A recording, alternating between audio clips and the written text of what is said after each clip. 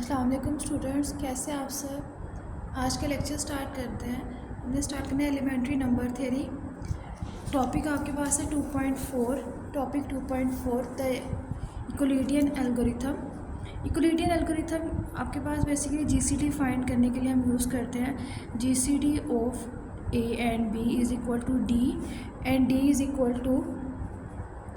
Equal to a x plus b y. ठीक है, अब आपके पास यूक्लिडियन एल्गोरिथम क्या है, इसको देखते हैं। The Euclidean algorithm may be described as follows. Let a and b be two integers whose greatest common divisor is desired. क्या आपके पास क्या है, ए और बी जो है दो इंटीजर्स है, हमने उसका ग्रेटेस्ट कॉमन डिवाइजर फाइंड करना होता है। ठीक है, a and b integers not both zero. D आपके पास किसके इक्वल आएगा, a x plus b y. A x plus b y आपके पास डी सी डी फाइंड करने के लिए यूज़ होता है। ये आपके पास होगा G C D of a into b. Let करते हैं ए और b is not equal to zero. A और बी जो हम इंटीजर्स ले रहे हैं वो नॉट इक्वल टू ज़ीरो है। इसका मतलब ये है कि a is greater equal to b is greater than zero. मतलब आपके पास जो भी नंबर होगा वो आपके पास ग्रेटर इक्वल होगा ज़ीरो से ग्रेटर होगा। तो जाहिर सी बात है, जब हम ए को अंदर रखेंगे बी से डिवाइड करेंगे तो बी जो है वो छोटा होगा किससे, ए से। A greater equal to b. Let करते हैं a is not equal to a and b is not equal to zero, then consider a is equal to 1. If a is equal to 1, then by division algorithm there exists unique quotient and remainder. आप A B को divide करते हैं, इसके साथ तो कोई quotient आएगा, उसके अकॉर्डिंग यहाँ पे कोई नंबर आएगा और आपके पास कोई रिमाइंडर एग्जिस्ट करेगा। ठीक है, तो क्या है, by division algorithm there exist unique quotient and remainder such that a is equal to b q one plus r one.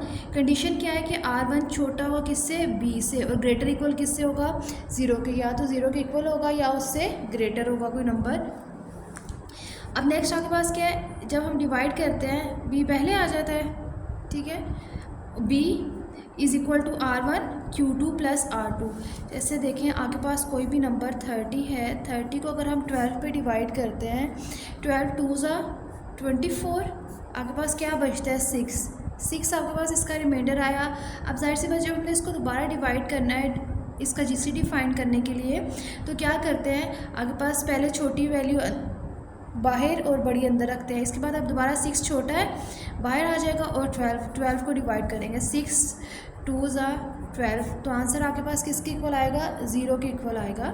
तो जब हम इसको इक्वेशंस की फॉर्म में लिखते हैं तो हम इसको कैसे लिखेंगे, हम ऐसे लिखते हैं ना कि आपके पास जो 30 है वो किसके इक्वल आएगा, देखें 30 is equal to 2 into 12 plus 6। ठीक है, और नेक्स्ट आपके पास क्या है, जब हमने डिवाइड किया इसको तो आपके पास क्या है, 12 इधर आ जाएगा। नेक्स्ट वैल्यू किसकी हमने फाइंड किया, 12 पे डिवाइड किया ना, तो 12 जो भी आपके पास है वो यहाँ आ जाएगा, 6 इधर आ जाएगा, 6 इंटू समथिंग कोई भी वैल्यू, 6 टू ज़ा 12 प्लस 0 आपके पास इसका रिमाइंडर आ गया है। तो वैल्यूज़ उसके अकॉर्डिंग क्वोशेंट इधर आ जाएगा और बी इधर आ जाएगा, इसके अकॉर्डिंग जिससे डिवाइड किया वो वैल्यूज़ पहले आती जाएंगी। तो उसके डिवीजन एल्गोरिथम के अकॉर्डिंग हमने इसको वैल्यूज़ को लिखा है, a is equal to b q one plus r one. फिर हमने क्या करना है, बी को बाहर रखना है, बी की वैल्यू को डिवाइड करना है, और आर वन जो भी इसका रिमाइंडर आएगा उसी के अकॉर्डिंग हमने वैल्यूज़ क्वोशेंट लेना है और उसको आगे सॉल्व करना है, R1 Q2। तो B के लिए कोई Q2 क्वोशेंट आएगा प्लस R2। इसी तरह नेक्स्ट स्टेप में कोई थर्ड वैल्यू होगी, R1 पहले, R2 Q3 plus R3। The division process continuous until some zero remainder appears, say n plus 1 stage where Rn minus 1 is divided by Rn। क्या आपके पास वो कोई ना कोई स्टेज आएगी जहाँ पे Rn minus 1 को कोई Rn डिवाइड करेगा। The zero reminder appear since the decreasing sequence. जहाँ पे भी आपके पास रिमाइंडर ज़ीरो आ जाता है, वो जिस वैल्यू पे वो नंबर आपके पास उसका जीसीडी होता है। तो उसी के अकॉर्डिंग उन्होंने लिखा है कि अगर आपके पास Rn माइनस 1 फैक्टर्स के लिए अगर हम फाइंड करते हैं तो Rn उसके पास लास्ट स्टेज होगी जो उसको डिवाइड करेगी, Rn इसका जीसीडी होगा। A zero reminder appear sense the decreasing sequence, आपके पास जो सीक्वेंस आएगा वो क्या आएगा, बी ग्रेटर, बी आपके पास क्या होगा, बी कोई भी वैल्यू ये ग्रेटर होगी किससे, R1 से, R1 ग्रेटर होगा R2 से, R2 ग्रेटर होगा R3 से। अगर हम देखें तो इसको अगर हम n टाइम्स तक सॉल्व करते हैं तो लास्ट पे आपके पास वैल्यूज़ क्या आती हैं, Rn-3, कोई Rn-2 आएगा, Qn-1 और Rn-1 रिमाइंडर आएगा। Rn-2 के लिए R वैल्यू इधर आ जाएगी, ये चीज़ इधर Rn-1 Qn प्लस Rn, और Rn-1 के लिए कोई Rn रिमाइंडर मल्टीप्लाई होगा क्वेश्चन के साथ और प्लस कोई आंसर 0 देगा, ठीक है। तो इसका जो GCD होगा वो Rn होगा। तो जब हम इसको डिक्रीजिंग ऑर्डर में लिखेंगे तो आपके पास जो वैल्यूज़ आएंगी, B ग्रेटर होगा R1 से, R1 R2 से, R2 R3 से, सो ऑन। Rn-1 जो ग्रेटर होगा किससे, Rn से, और Rn रिमाइंडर जो आपके पास ग्रेटर इक्वल हो सकता है 0 से, ठीक है, या तो 0 के इक्वल होगा या उससे ग्रेटर होता है। Can not contain more than b integers, the result is of the following sequence of integer. आगे पास क्या है, बी इंटीजर से ज़्यादा रिजल्ट्स नहीं आएंगे इसके, तो इसके अकॉर्डिंग आगे पास जो आंसर आया है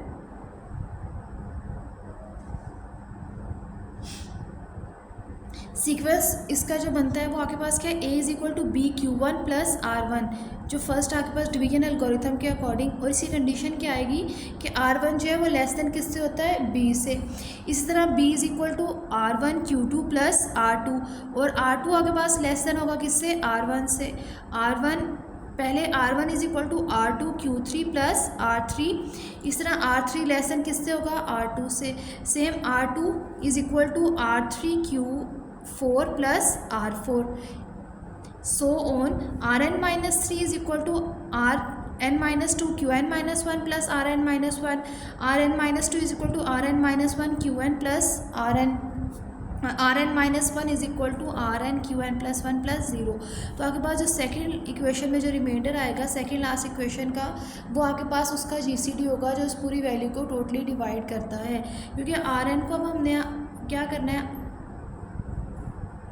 Rn बाय रखना है, उसके अकॉर्डिंग Rn-1 आपके पास अंदर आएगा, Rn को हमने डिवाइड करना है, उसके अकॉर्डिंग जो आंसर आएगा वो आपके पास उसका रिमाइंडर आएगा। GCD वो नंबर होगा जो नंबर आपके वैल्यू को पूरा डिवाइड करता है और उसका रिमाइंडर 0 आता है, तो वो आपके पास उसका GCD होता है, ठीक है। तो इस वैल्यू में इसका GCD किसके इक्वल होगा, Rn के equal. GCD of AB is equal to Rn।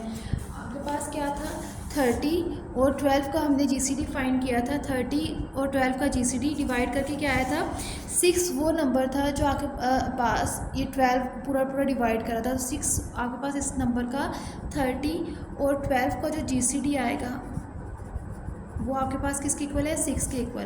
अगर हम इसको इक्वेशन के फॉर्म में देखें तो 30 is equal to 2 into 12 plus 6 and 12 is equal to 6 into 2 plus 0। तो इसका GCD क्या होगा, ये आपके पास Rn होगा, ये आपके पास इसका GCD होगा 6, ठीक है। 6 जो होगा वो आपके पास इसका GCD है। ये इक्विलिब्रियम एल्गोरिथम था। हम इसके अकॉर्डिंग क्वेश्चंस को सॉल्व करेंगे GCD के और GCD फाइंड करेंगे, ठीक है। थैंक यू, अल्लाह हाफिज़।